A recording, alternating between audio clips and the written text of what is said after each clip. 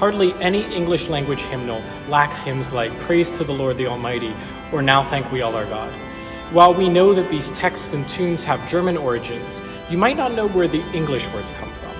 In fact, I think you would be hard-pressed to find a hymnal that does not bear the contribution of, say, Catherine Winkworth.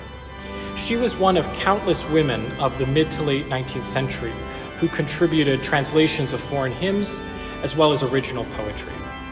In this episode, we will look at some of the most important contributors to hymns in the English-speaking world. You might be wondering why so many English hymn writers looked to early German sources in the first place. Germany, of course, had a rich history of sacred poetry and chorales, a topic worthy of a whole episode. English authors looked to sources from the 16th, 17th, and 18th centuries and admired the didactic nature of their lyrics and pleasant tunes. Mind you, translation work is difficult enough, so trying to be as faithful as possible to the poetic structure of a different language is very complicated.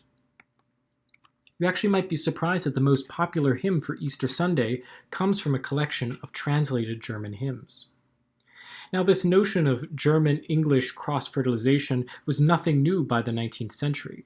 Poet and theologian Samuel Taylor Coleridge was heavily influenced by German philosophy and translated German poetry. A branch of the Moravian Church was established in England in the 18th century.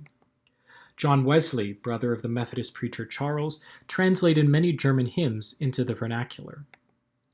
These literary glances eastward were also mirrored in the wider music scene. Samuel Wesley was a staunch supporter of the music of J.S. Bach, and along with a frequent visitor to England, Felix Mendelssohn, contributed to the English revival of Bach's music. Finally, it's important to note that all of this borrowing between England and Germany happened under an historically Germanic dynasty, the House of Hanover, and its last monarch, Queen Victoria, who ruled over the British Empire.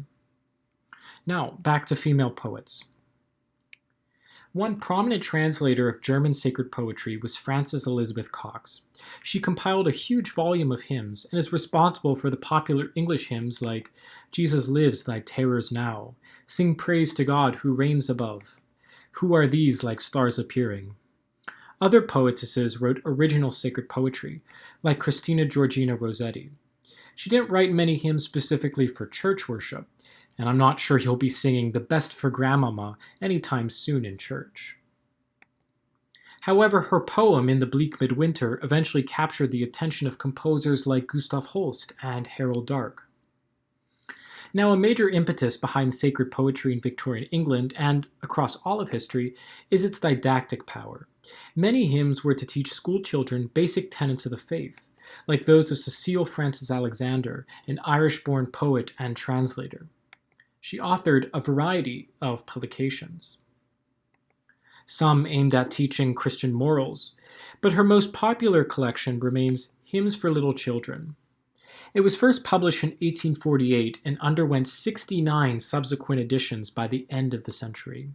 These are all original poems, structured to teach the basic tenets of the faith, like the Ten Commandments, Lord's Prayer, and Creed.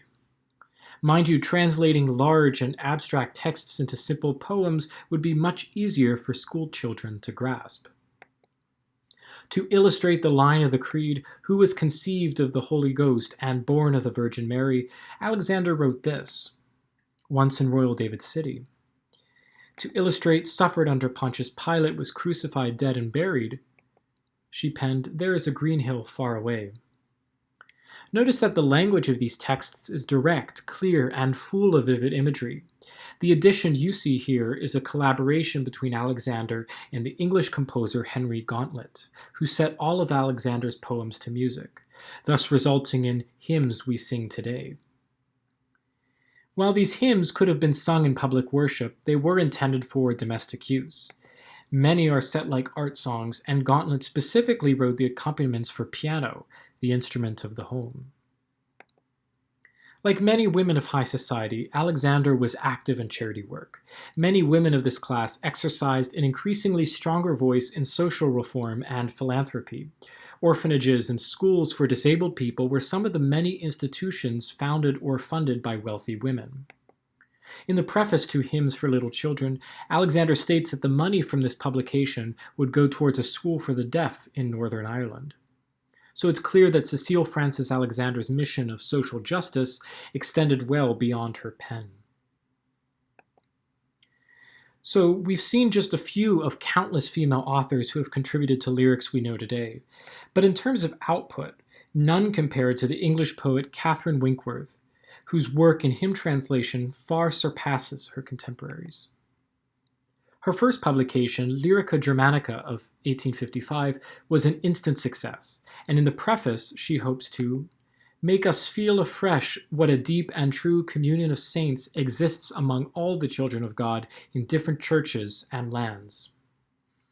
Unlike this publication, which was written for private home life, the Chorale Book for England of 1863 pairs German music with her translated poetry.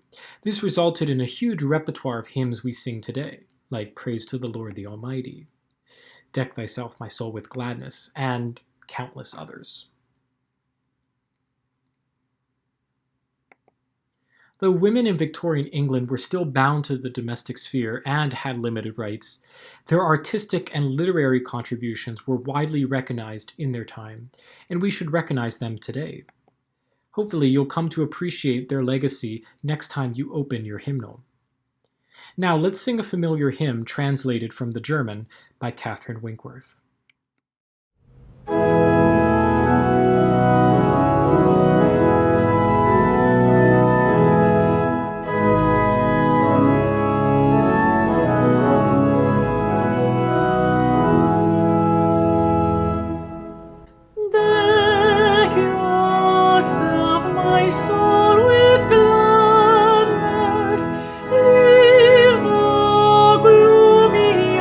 Of sadness.